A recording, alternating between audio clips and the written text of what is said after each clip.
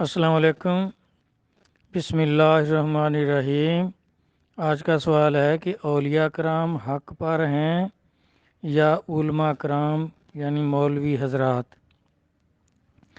تو دیکھیں، ہر مذہب میں دو گروہ ہوتے ہیں، اس مذہب کے علماء اور اس مذہب کے درویش۔ جس طرح پہلے جتنے مذاہب ہیں ان میں بھی یہ دو گروہ موجود ہیں۔ عیسائیوں میں جس طرح پادری یہ ان کے مولوی تھے، اور راہب جو ہیں وہ اس مذہب کے درویش تھے۔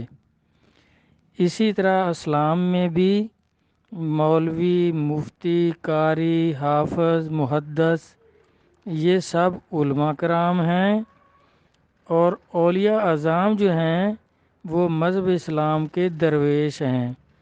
تو یہ خدا رسیدہ ہوتے ہیں، بزرگ ہوتے ہیں، اللہ کی معرفت ان کو نصیب ہے، تو اللہ تبارک تعالیٰ ان کو قرآن و حدیث کا صحیح علم عطا فرماتے ہیں اور اپنا قرب عطا فرماتے ہیں۔ ان کو الہام ہوتا ہے، الہام کے ذریعے قرآن و حدیث کا ان کو صحیح علم عطا فرما دیتے ہیں، کیونکہ حدیث پاک ہے کہ جس کے دین کی بھلائی اللہ چاہتے ہیں اس کو سمجھ عطا فرما دیتے ہیں۔ یہ نبی اللہ صلی اللہ علیہ وسلم کا فرمان پاک ہے۔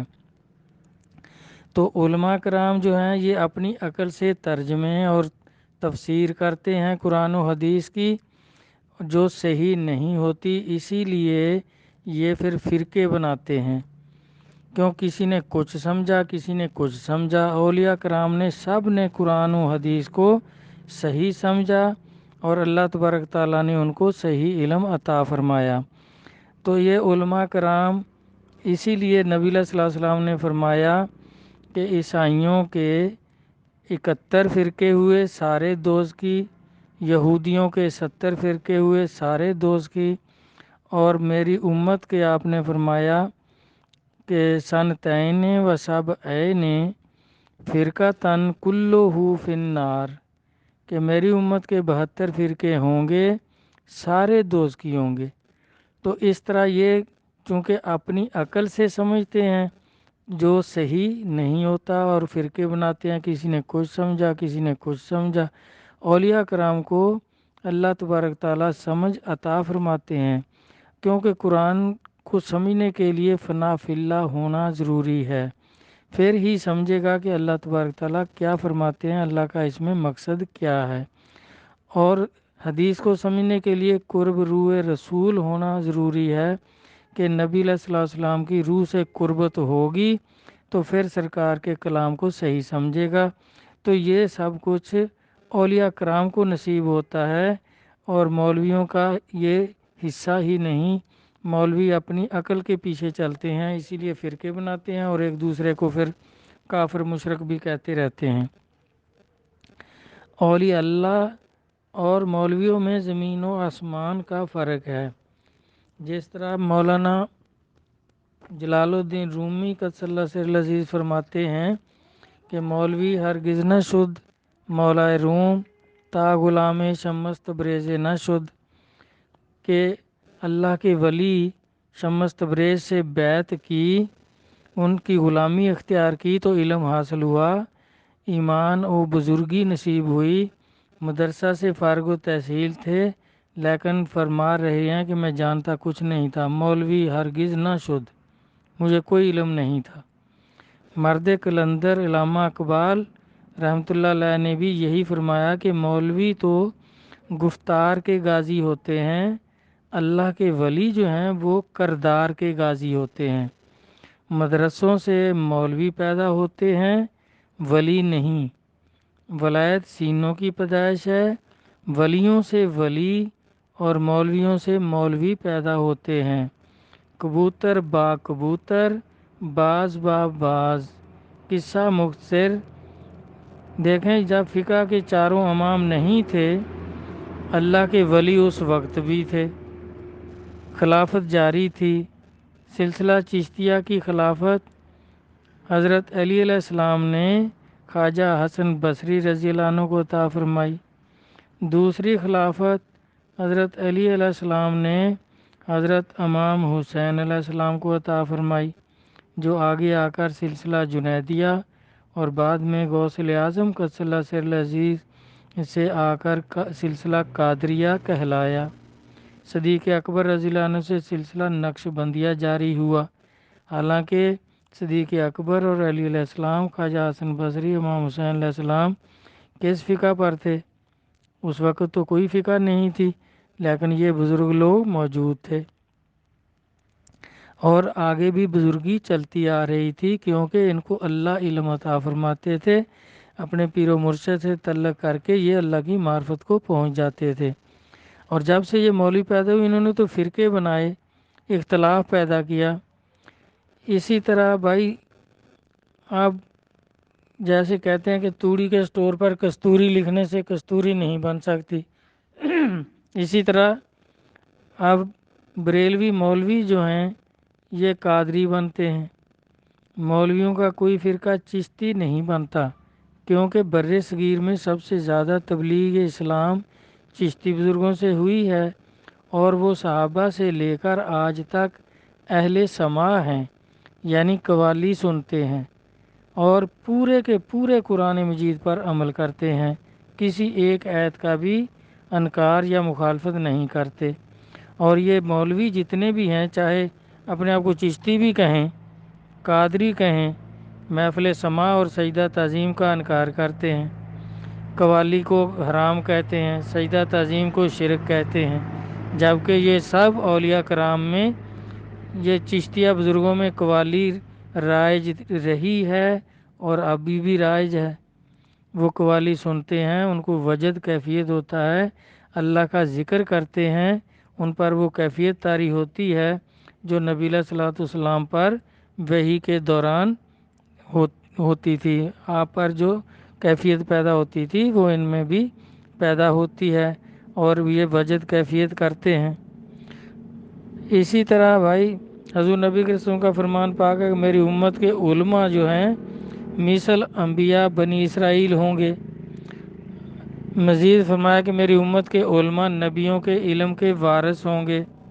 تو تمام فرقوں کے مولوی کہتے ہیں کہ یہ علماء جو مثل انبیاء بنی اسرائیل اور نبیوں کے علم کے وارث ہیں وہ ہم ہیں، اور سب فرقے ایک دوسرے کو کافر، گستاخ رسول اور مشرک بھی کہتے ہیں اور گمراہی کے فتوے لگاتے ہیں۔ کیا نبیوں کے علم کا وارث جو ہوگا اور مثل انبیاء بنی اسرائیل کافر، مشرک اور گمراہ ہو سکتا ہے؟ ہرگز ایسا نہیں ہو سکتا۔ اس کا مطلب یہ ہوا کہ مولوی جھوٹے دعوے دار ہیں، نبیوں کے علم کا وارث کوئی اور گروہ ہے، کیونکہ نبی مدرسوں سے علم حاصل نہیں کرتے، ان کو اللہ تعالیٰ علم عطا فرماتے ہیں۔ تو جن لوگوں کو نبیوں کی طرح علم عطا ہوگا وہی نبیوں کے علم کے وارث ہوں گے، اور وہ گروہ ایک دوسرے کو کافر، مشرک بھی نہیں کہے گا، ایک دوسرے کی تعریف کریں گے، جس طرح اولیاء کرام ایک دوسرے کی تعریف کرتے تھے کہ وہ ہم سے اچھے بزرگ ہیں، جس طرح خواجہ غریب نواز قدس اللہ سر العزیز، غوث اعظم شیخ عبد القادر جیلانی قدس اللہ سر العزیز کی تعریف فرماتے ہیں۔ تو مولویوں کا علم جو ہے یہ کسب ہے، یہ اللہ کی طرف سے عطا نہیں ہے۔ جو کافر و مشرک اور گناہ گار سب پڑھ سکتے ہیں، لیکن نبیوں کا علم اللہ کی عطا ہے، وہ پہلے نبیوں کو عطا ہوتا رہا ہے، اب صرف ولیوں کو عطا ہوتا ہے، یعنی نبیوں کے علم کے وارث ہیں۔ جس طرح وراثت منتقل ہوتی ہے، اسی طرح ایک ولی سے دوسرے اللہ کے ولی کو یہ علم نبوت بھی منتقل ہوتا ہے۔ جس طرح نبیوں سے معجزات کا اظہار ہوا، اسی طرح ان کے علم کے وارث اولیاء اعظام سے کرامات کا اظہار ہوا ہے۔ کسی مولوی سے تو کبھی کوئی کرامت ظاہر نہیں ہوئی۔ قصہ مختصر، نبیوں کے علم کے وارث اور مثل انبیاء بنی اسرائیل صرف اور صرف اللہ کے ولی ہیں، مولوی ہرگز نہیں ہیں، اس لیے یہ حق پر ہیں اور مولوی حق پر نہیں ہیں۔ مولویوں کا علم جو ہے یہ وکیلوں جیسا ہے، نبیوں جیسا نہیں۔ جس طرح ملک کا قانون پڑھ کر وکیل بن جاتے ہیں، پھر وہ کیا کرتے ہیں عدالت میں، اب جھوٹا جو کیس ہے اس کی طرف بھی وکیل ہوتا ہے، جو سچا ہے اس کی طرف بھی وکیل ہوتا ہے۔ یہ سچے کو جھوٹا اور جھوٹے کو سچا کرتے رہتے ہیں قانون پڑھ کر۔ تو اسی طرح دین کا علم پڑھ کر یہ دین کے وکیل بن جاتے ہیں۔ وکیل قانون بتا سکتا ہے، اس طرح یہ حرام حلال میں جھگڑتے رہتے ہیں۔ قانون جس طرح ملک کا قانون پڑھ کر وکیل بنے تھے، وہ قانون بتا سکتا ہے کہ اس جرم کی یہ سزا ہے، لیکن کسی مجرم کو سزا نہیں دے سکتا، کوئی انعام نہیں کر سکتا۔ اسی طرح یہ ان کے اختیار میں کچھ نہیں ہوتا، لیکن اولیاء کرام کے اختیارات نبیوں کی طرح ہوتے ہیں۔ یہ اختیارات اللہ تعالیٰ نے اپنے دوستوں یعنی اولیاء کرام کو عطا فرمائے ہیں کہ جسے چاہیں طلب کرنے پر نور ایمان عطا فرما دیں، یعنی جو بیعت کرے گا نور ایمان کی خاطر، اس کو بیعت کر کے اپنی قوت ارادی سے نور ایمان عطا فرما دیتے ہیں، جس سے پھر وہ بھی اللہ کی معرفت کو پہنچ جاتے ہیں۔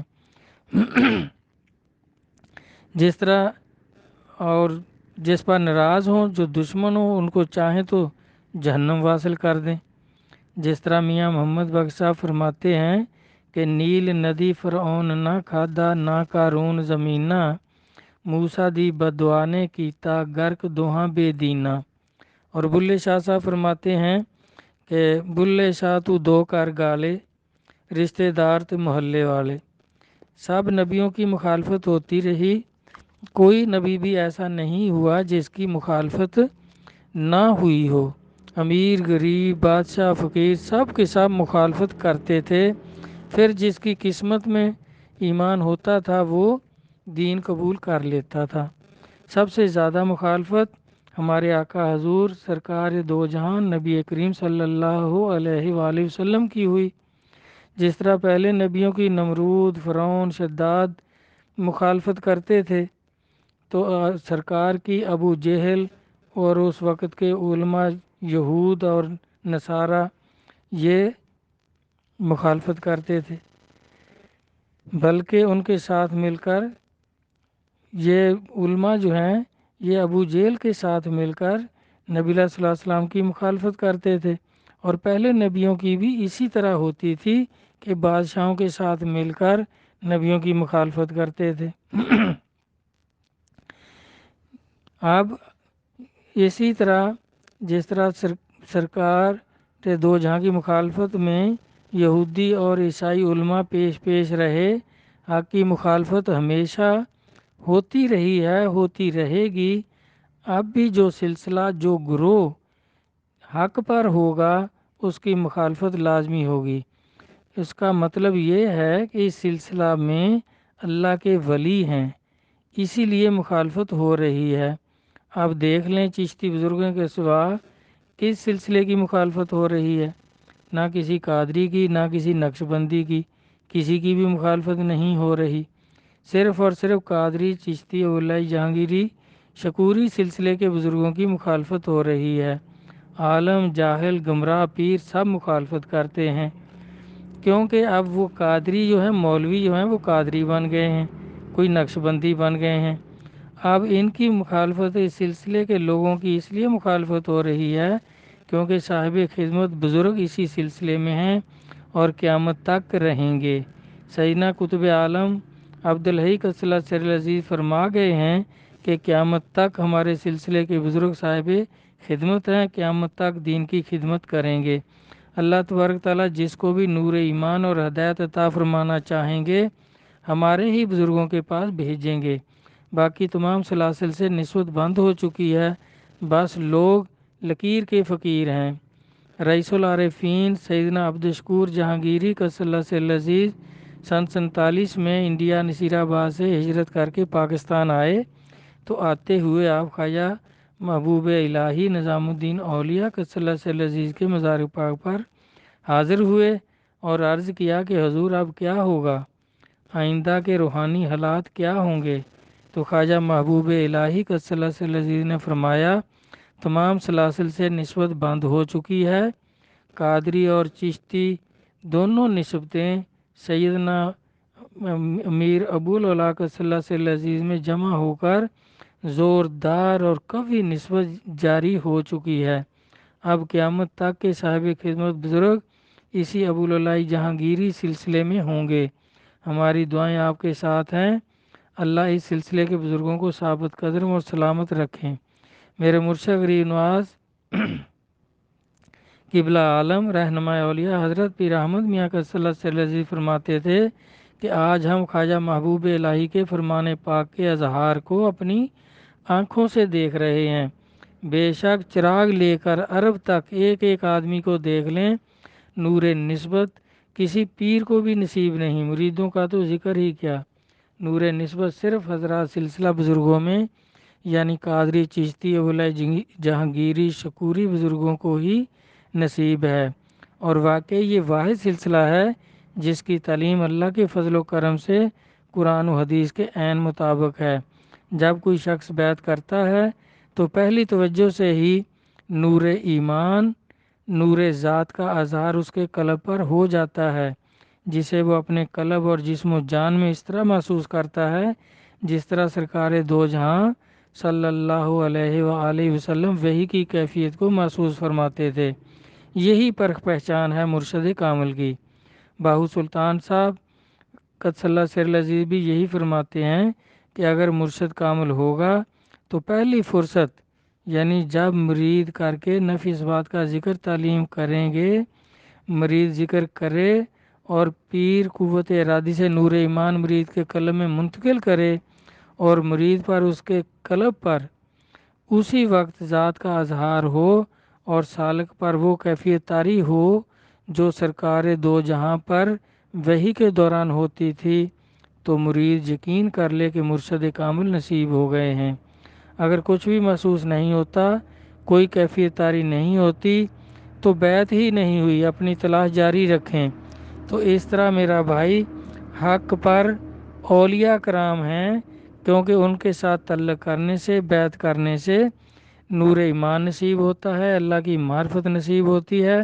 مولوی مولویوں سے مرید ہوتے ہیں تو ان کو کچھ بھی نصیب نہیں ہوتا، وہی کیل کال، صرف و نحو، اسی طرح وہ ان کے غلط ملط ترجمے پڑھتے ہیں، قرآن و حدیث اپنی مرضی کے مطابق ان کے تراجم کرتے ہیں، تو نصیب کچھ بھی نہیں ہوتا، کیونکہ اگر یہ حق پر ہوں تو ان میں ولایت کی پیدائش ہو، جبکہ مولویوں میں کوئی ولی آج تک پیدا نہیں ہوا۔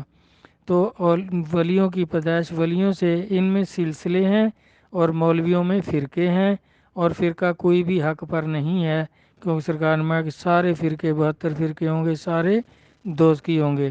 اور اولیاء کرام جو ہیں ان کے بارے میں ان اولیاء اللہ لا خوف علیہم ولا هم یحزنون، کہ یہ اولیاء کرام ہیں ان کو تو حشر میں بھی کوئی ڈر، خوف یا غمگین نہیں ہوں گے، کیونکہ ان کو اللہ کا تعلق نصیب ہے، ان کے لیے بشارتیں موجود ہیں۔ تو اللہ رسول اس کو سمجھنے کی کہ حق پر اولیاء کرام ہیں، اس کو سمجھنے کی توفیق عطا فرمائیں۔